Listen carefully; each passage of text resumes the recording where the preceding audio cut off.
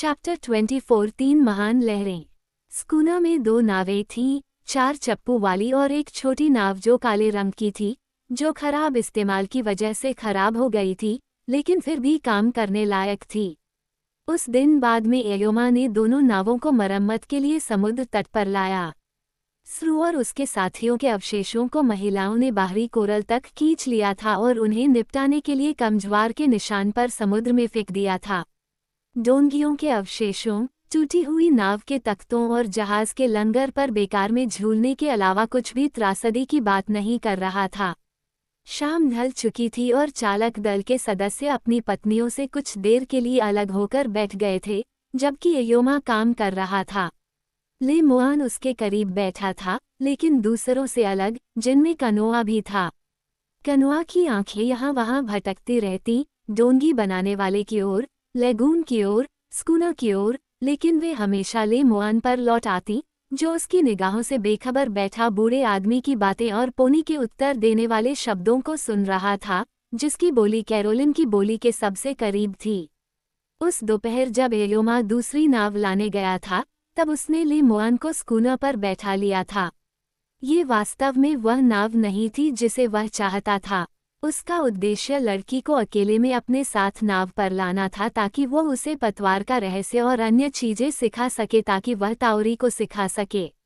वह जमीन पर ताओरी से ईर्ष्या नहीं करता था, उसने शासक के रूप में हर तरह से उसका समर्थन किया था, लेकिन समुद्री मामलों और निर्माण के रहस्यों में ये थोड़ा मुश्किल था कि वह एयोमा ताओरी से कम ज्ञान वाला हो या एक लड़की के मुंह से उसके साथ सीखने के लिए अभिशप्त हो। इसलिए ताओरी को चकमा दिए बिना, लेकिन कम से कम उसे जगाए बिना, क्योंकि पूरा गांव दोपहर की गर्मी में सो रहा था, एयोमा ने लड़की और कनोआ को साथ लेकर निकल पड़ा, जो अविवाहित होने के कारण एक पेड़ की ओट में सो रहा था। कनोआ को नाव की देखभाल के लिए छोड़कर वे अकेले ही स्कूना पर चढ़ गए थे। यह लड़की ने पहिए का रहस्य समझाया था, बिन नकल, जिसमें गोरे लोगों द्वारा कैद की गई एक आत्मा रहती थी, लंगर की जंजीर को ऊपर उठाने के लिए चरखी।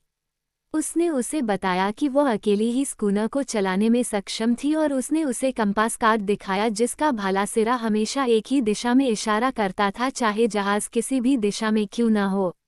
वो नहीं जानती थी कि उसने गोरे लोगों को कहाँ जाना है, लेकिन उसने सोचा कि यह कैरोलिन के लिए दोस्ताना होगा क्योंकि यह हमेशा उससे दूर जाने का इशारा करता था। अगर उन्होंने इसका पालन किया होता तो वे न तो मारे जाते और न ही नानू और ओना के बच्चे, न ही नंती घायल होता। वह लड़का जिसे पहले कार्लिन ने गोली मारी थी और जिसे ताओरी ने पैरों के बीच अपनी पीठ पर उठा लिया था। इससे क्या होगा, एयोमा ने कहा, बच्चे तो बच्चे ही होते हैं और नंती को कोई चोट नहीं लगेगी। वह पहले से ही इधर उधर भाग रहा है और उसकी जांघ का छेद भर जाएगा। आयत के अलावा इन सब से क्या होगा? फिर भी बिनकल में रखी चीज के प्रति उसका सम्मान बढ़ता गया और उसने अपनी आंखों से भाले की नोक का इशारा देखा। क्यों? यह उस दिशा में इशारा कर रहा था जिस दिशा में मारुआ ताड़ का पेड़ पड़ा था। मारुआ, बुरे लोगों का द्वीप, जो किसी दिन ताओरी के अनुसार कैरोलिन पर हमला करेंगे। उसने इस मामले को अपने दिमाग में परिपक्व होने के लिए रखा और फिर वो आखिरी अस्पष्ट रहस्य की ओर मुड़ गया। राइफल सैलून की रोशनदान के सामने उसी तरह झुकी हुई थी जैसे डिक ने उसे छोड़ा था। वह इसे भी समझा सकती थी। उसने पीटरसन को बोतलों पर गोली चलाने के लिए राइफल का इस्तेमाल करते देखा था और उसकी गहरी निगाहें कारतूस को बॉक्स से निकालने से लेकर ब्रीच में डालने, फायरिंग और निकालने की क्रिया तक हर चीज पर नजर रखती थीं।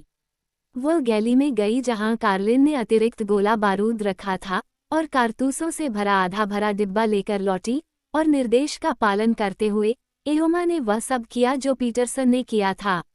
झटके से उसका कंधा चोटिल हो गया और शोर ने उसे लगभग बहरा कर दिया, लेकिन उसे कोई चोट नहीं आई, न ही दूरी के कारण गांव में कोई चिंता थी। कुछ पक्षी चट्टान पर उठे और बस इतना ही। लेकिन ये बहुत बढ़िया था। शोर ने उसे खुश कर दिया और बारूद की गंध ने भी। फिर राइफल को डेक पर छोड़कर वे दूसरी नाव को खींचते हुए समुद्र तट पर लौट आए। वह काम करते हुए बातें कर रहा था, पोनी और दूसरों को बता रहा था कि कैरोलिन पर जीवन उनके लिए सिर्फ बियर और स्किटल्स जैसा नहीं होने वाला है, क्योंकि वे जनजाति में शामिल हो गए हैं और पत्नियां ले ली हैं, इसलिए उन्हें काम करना होगा, परका पैच में काम करना होगा और मछली पकड़ना होगा और स्कूनर चलाने में मदद करनी होगी। क्योंकि एओमा ने कहा, रीफ के पार, वहां दूर कुछ काम करने हैं। उसने एक पल के लिए खुद को सीधा किया और अपने माथे को पोंछते हुए उत्तर की ओर इशारा करते हुए कहा, जहां मारुआ है, ऊंचे पेड़ों का एक द्वीप, और बुरे लोग जो अभी भी अपनी डोंगियों में आ सकते हैं, कोई बात नहीं। यह आपके या मेरे लिए सवाल नहीं है, बल्कि ताउरी के लिए है। आप हमें जो काम सौंपेंगे, हम वही करेंगे, पोनी ने कहा। हम समुद्र तट के केकड़े नहीं हैं, बल्कि इंसान हैं, एयोमा। आप क्या कहते हैं, कनोआ? कनोआ ने हंसते हुए ले मोआन की ओर देखा और फिर लेगून की ओर देखने लगा। मैं परका पैच में और मछली पकड़ने का काम करूंगा, उन्होंने कहा, लेकिन जो काम मुझे सबसे अच्छा लगेगा वो उन बुरे लोगों के खिलाफ खुद को मापने का काम होगा जिनके बारे में आप बात कर रहे हैं, एयोमा। यह एक आदमी का काम है।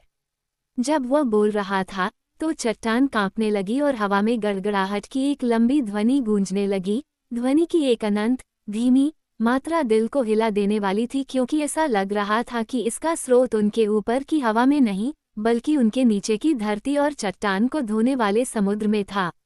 दोपहर तक हवा बंद हो चुकी थी, बाहरी समुद्र शांत था और लेगून, दर्पण की तरह चमकदार, रेत पर 3 इंच ऊंची लहरें बना रहा था। ज्वार आधा बाढ़ पर था।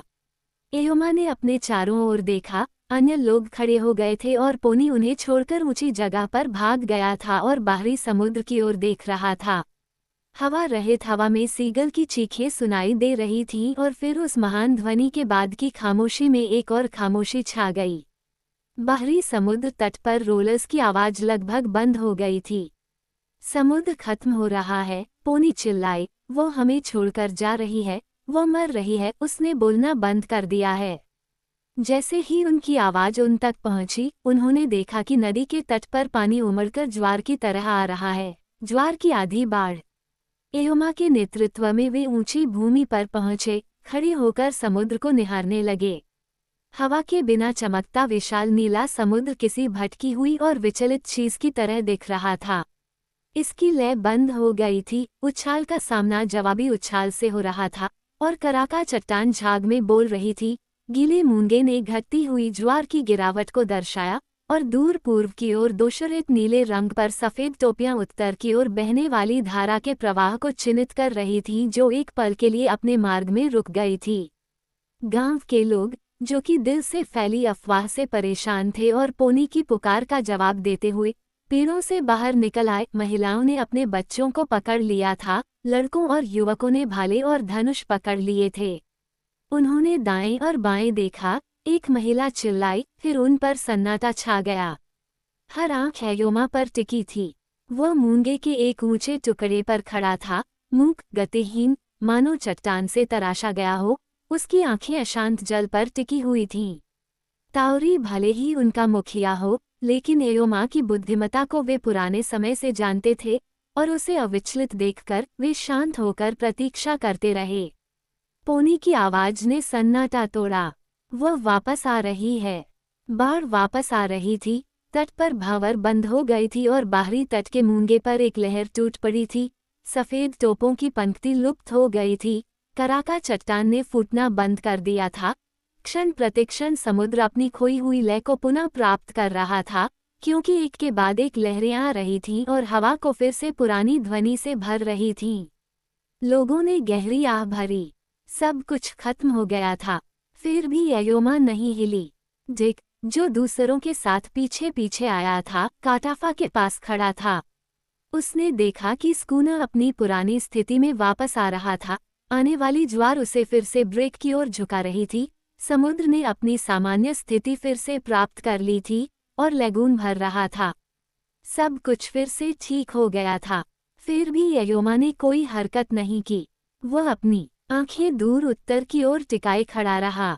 फिर अचानक वह मुड़ा और चट्टान से उछल पड़ा, पेड़ों की ओर, पेड़ों की ओर। वह अब मनुष्य नहीं था, वह एक बवंडर था। वह बाहें फैलाए लोगों पर झपटा और मुड़कर वे टूट पड़े और भाग गए। पेड़ों के पास, पेड़ों के पास। सैकड़ों लोगों ने उस चीख को सुना, वृक्षों के झुरमुटों ने उसे प्रतिध्वनित कर दिया, समुद्र तट और प्रवाल खाली हो गए, लोग पेड़ों पर जा बैठे, कुछ लोग पास के पेड़ों पर, कुछ लोग चट्टान के किनारे दौड़ते हुए डोंगी बनाने वालों के विशाल पेड़ों की तलाश में निकल पड़े। ये चढ़ाई नहीं थी, जैसा कि हम जानते हैं। ये लोग, ताहिती के लोगों की तरह, सचमुच पेड़ पर चढ़ सकते थे, शरीर झुका हुआ, हाथ तने से चिपके हुए और पैर छाल को पकड़े हुए। काटाफा इस तरह चढ़ सकती थी। डिक, जो कम अनुभवी था लेकिन एक अच्छा पर्वतारोही था, उसके पीछे गया, उसे पहले चढ़ने के लिए कहा और जमीन छोड़ने से पहले एक बच्चे को पकड़ लिया जो उसकी गर्दन को पकड़े हुए था। बच्चा हंस रहा था। वे जमीन से 50 फुट ऊपर चिपके रहे और देखने लगे।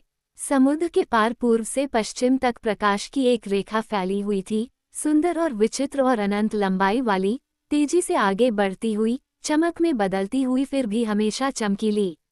लगातार आगे बढ़ते हुए, जबकि कभी पेड़ की चोटी से पेड़ की चोटी तक हवा रहित हवा में तीखी चीख सुनाई देती थी। अमियाना अमियाना, लहर लहर। ये कराका चट्टान से टकराया और झाग का एक बड़ा सफ़ेद धब्बा सूरज की ओर बढ़ा। कुछ सेकंड बाद टक्कर की गड़गड़ाहट आई और बादलों और सर्पिलों में उठने वाली रीफ गर्ल्स की गड़गड़ाहट सुनाई दी। ये चट्टान से गुजरा, फिर से बना, आगे की ओर बढ़ा, सीधे रीफ की ओर बढ़ा, समुद्र का एक टीला जिसकी ओर किनारे का पानी बाहर निकल आया। जैसे ही यह रुका, मुड़ा, फीका पड़ा और रीफ पर गड़गड़ाहट के साथ फटा, घरों को बर्बाद कर दिया और लैगून में बाढ़ आ गई। झाग के बावजूद पेड़ अपने तने से 30 फीट ऊपर तक उछल रहे थे। एयोमा बिना किसी डर के, सिर्फ एक विचार के साथ, स्कूना अपने एरी से देख सकता था कि वह सुरक्षित है। चट्टान से टूटकर बड़ी लहर ने उसे कोई नुकसान नहीं पहुंचाया था, लेकिन बीच बीच में पेड़ की चोटी से पेड़ की चोटी तक चीखें आती रहीं। अमियाना अमियाना, लहर लहर। पहली लंबी रोशनी की रेखा का चमकता हुआ भाई समुद्र के पार उनकी ओर तेजी से बढ़ रहा था। फिर से कराका ने फुहारें मारी और सीगल ने आवाज लगाई। फिर से पानी की बड़ी हरी पहाड़ी ने समुद्र के किनारे को अपनी ओर खींचा। मीलों मील लंबी चट्टानों की गर्जना के साथ मुड़ी, उठी और टूटी। पहले बड़े कोम्बर द्वारा तोड़े गए घरों की हड्डियां नीचे पेड़ों की जड़ों के बीच धुलती हुई सुनी जा सकती थीं और डोंगी बनाने वालों के ग्रोव से एक बड़े पेड़, एक मटामाटा के टूटने की आवाज आ रही थी, जो पतले तने वाले नारियलों की तुलना में कम सुरक्षित शरण स्थली थी। ये लैगून की ओर गिर गया था और इस पर सवार लोग, बिना मारे गए, किनारे पर वापस चढ़ रहे थे जब फिर से चीख सुनाई दी। अमियाना अमियाना, लहर लहर। ये तीसरी बड़ी लहर थी, जो दूर तक चमकती हुई क्रिस्टल की पट्टी की तरह चमक रही थी, जो गति से चमक रही थी तथा दूर तक फैल रही थी, जैसे अन्य लहरें कैरोलिन की चट्टान और लैगून की ओर बह रही थीं। लेकिन अब, पहली चीख के बाद, पेड़ों की चोटियों पर बैठे लोग चुपचाप खतरे के आने का इंतजार नहीं कर रहे थे। अचानक उनकी हिम्मत टूट गई। इस तीसरे चकाचौंध भरे भूत को देखना उनके लिए बहुत ज्यादा था। उन्होंने समुद्र के साथ क्या किया था कि वो उनके साथ ऐसा करे? उनके घर खत्म हो गए थे, पेड़ खत्म होने लगे थे, पेड़ नष्ट हो जाएंगे और चट्टानें भी उनका पीछा करेगी, क्योंकि समुद्र की दुश्मनी या रात का सामना कौन कर सकता है जिसने इन विशाल चमकदार लहरों को एक के बाद एक उसके ऊपर फेंक दिया और अभी और कितनी लहरें आनी बाकी हैं। इसलिए जब तीसरी बड़ी लहर भूमि पर प्रहार करने के कारण चुपचाप पीछे हट गई, तो कैरोलिन की आवाज सुनाई दी, गर्ल्स के रोने के विरुद्ध एक करुण आवाज। बच्चे, महिलाएं, युवा और कुछ नए कनक भी रोने में शामिल हुए, लेकिन लेमुआन या काटाफा या डिक नहीं। एयोमा नहीं, जो अपने प्रिय स्कूनर के बारे में आश्वस्त था। अब उसे अपने कमजोर भाइयों को सांत्वना देने के लिए समय और शब्द मिल गए। जब समुद्र की लहरें और गरज के साथ टकराने वाली लहरें पेड़ों को अभी भी अखंड छोड़ गई थीं और एक सन्नाटा था जिसके माध्यम से उसकी आवाज सुनी जा सकती थी। उसने उन्हें ऐसे नाम दिए जिन्हें दोहराया नहीं जा सकता, लेकिन जिन्होंने उन्हें उत्साहित किया। फिर उसने उनसे कहा कि सबसे बुरा समय बीत चुका है और वे समुद्र की ओर देखें। हाँ, सबसे बुरा समय बीत चुका था। विनाश की तलवार की धार की तरह प्रकाश की कोई चौथी चमकदार रेखा नीले रंग पर नहीं दिखी, केवल लहरों का एक बड़ा उछाल तटवर्ती हरियाली को तोड़ता हुआ दिखाई दिया। समुद्र के घोड़े चट्टान की लंबी रेखा के खिलाफ अपने अनंत हमले को फिर से शुरू कर रहे थे।